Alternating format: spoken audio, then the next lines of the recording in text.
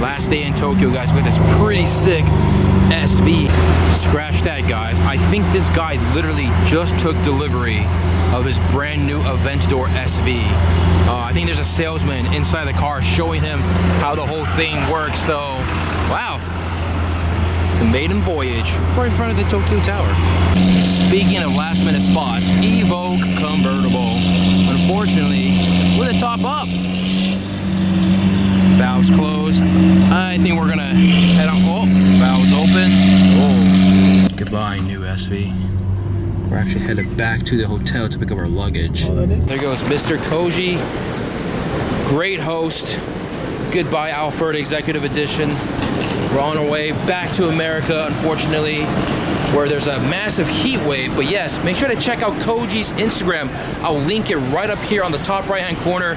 Super nice guy. If you guys ever need any hookups or anything from Japan, make sure to check this guy out. Well, boys and girls, we're back in Los Angeles, back from our Japan trip. Hope everyone enjoyed the videos from our little excursion there. But we got this brand new model that I picked up in Tokyo. This is a fantasy color in red. The Veneno Roadster came in red. But yeah, I came back home to a massive mess right here. There's model cars all over the place. A lot of you guys have been wondering where I buy these cars, how much they cost, what brands to buy. I will address all those questions very, very soon. So stay tuned for that, guys. The weather is looking pretty nice, not as humid in Tokyo. So thank God for that. It is still quite hot out here in Los Angeles. I'm gonna have to leave this mess to be cleaned up for another day. We're headed to the Beverly Hills Jaguar. That's right, I'm mispronouncing that on purpose to upset everyone who try to correct me on how to correctly pronounce Jaguar or whatever the fuck. But I don't have a Lambo Cat, I got a Mr. Sheep over here, so I'm kind of like the poverty version of Lambo Catman. Make sure to check that video out, I just posted it yesterday. But we're on our way to the Jag dealership. We're gonna be looking at the Project 8 and why nobody's talking about it. Well, guys, we're back here at the Hornburg Jag dealership. We got two V8 F-types, one convertible, one coupe, and of course, here it is, the one and only Project 8. Now, this is the Jag that nobody is talking about, mainly because no one knows about this car. So we're gonna talk about some of the details, the specs, my initial impressions, and why I personally really like this car. So let's just dive right into it, guys. 0 to 60 in 3.3 seconds. 592 horsepower, rattling off stats and you know all that fun stuff because you guys always give me shit for not mentioning any of it. But man, what do you think? This thing's got massive road presence. It's so wide on the rear here. The $187,000 sedan that nobody is talking about. Obviously, there's a lot of good coverage on this car. It was at Goodwood, showed up at the Los Angeles Motor Show. It's here. It's been around the track. You know, press have covered this car, but nobody is really talking about it. There's gonna be a limited production number of 300 units. 50 are coming to the United States. But I'm actually questioning if all 50 will be produced and make it into the United States because there's such a low interest, at least to my knowledge. I actually saw this car in Goodwood in 2017 last summer. Of course, it's got the brand new carbon ceramic brakes they've specially engineered for this car. Check out the carbon fiber packages on the front, the side skirts, the rear.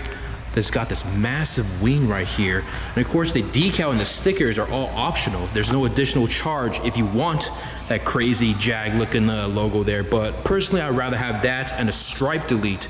The stripe goes from the rear all the way to the front of the car. So as you can tell by the massive side decal or sticker, it did the Nürburgring in 7 minutes, 21.2 seconds, 11 seconds faster than any other four-door sedan, or mainly the Quadrifoglio, which comes up in second place. But yeah, and I think this Jag logo on the rear wing here is an option, which I personally would not want. Check out the air vents right here on the side and the front of the car.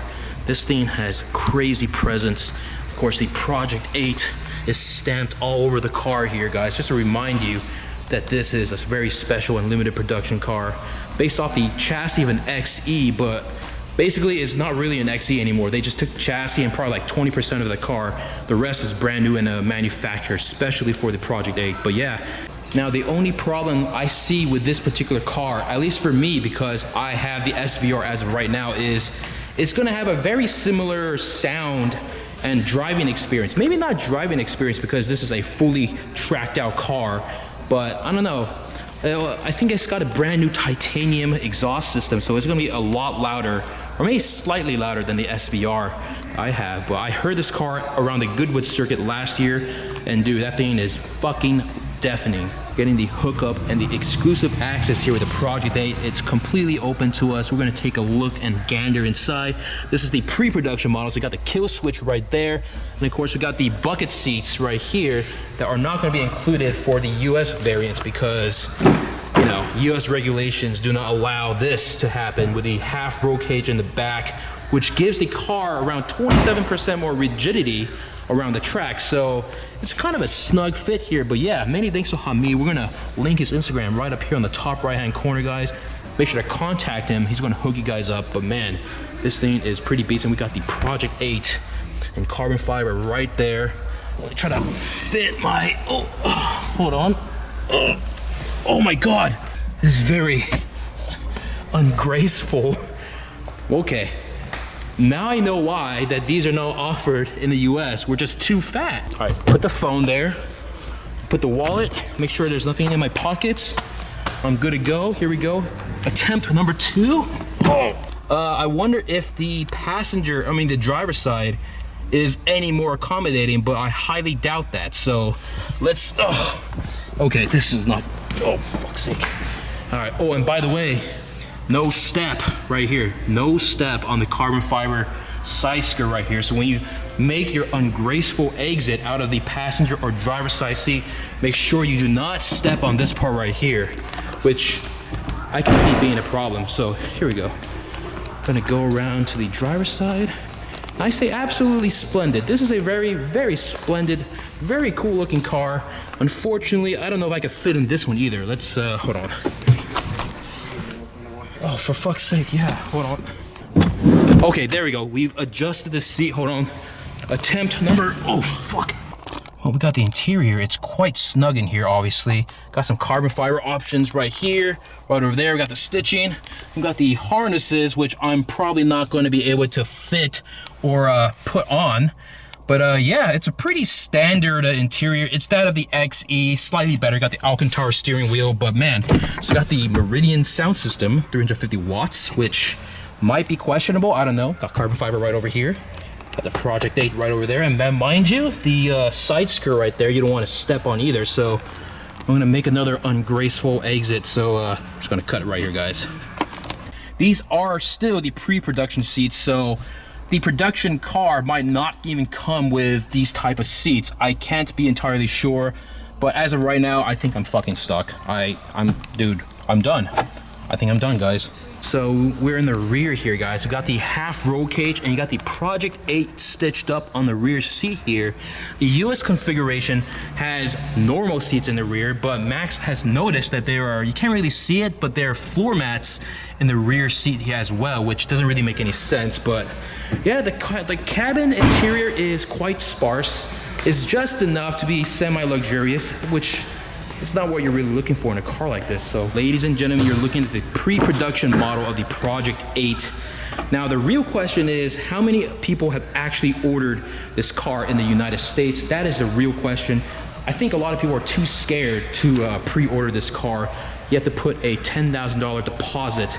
And a lot of the people who do put a deposit down aren't able to see or drive the car before taking deliveries. So that begs the question, will all 50 units be sold in America? Or will they just not make them? Who knows? So one last look at the interior here. Let's pop the hood, see what's under here. 592 horsepower. Let's check it out, guys. Quick look under the hood here, guys. Now, when I got my SVR about a year ago, I opened the hood to my car and I realized there's no engine cover. And little did I know that most of those cars, or every SVR and the Project 8s, do not come with an engine cover. So there you guys have it. Let's shut her down. Boom, perfect. All right, here we go. We're gonna get a start up of the car here, guys. I'm gonna get to the rear here. Here we go. Yeah.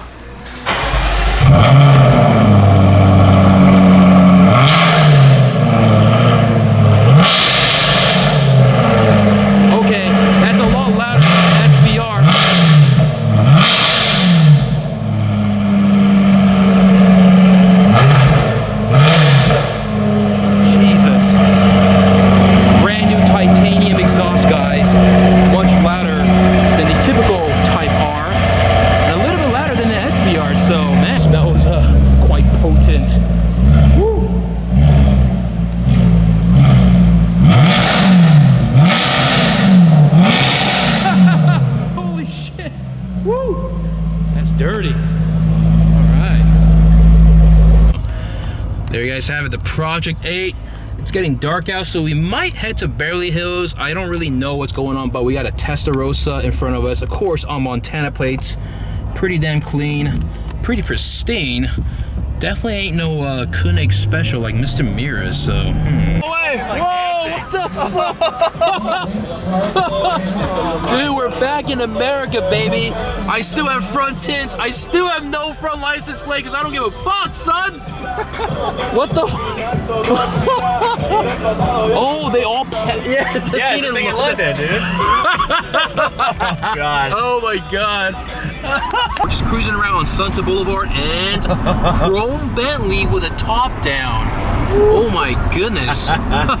It's like 1 in the morning and we're quite jet lagged. We just landed back and lost. Oh, that smelled terrible. What Welcome home. Oh, God damn it, America. Oh.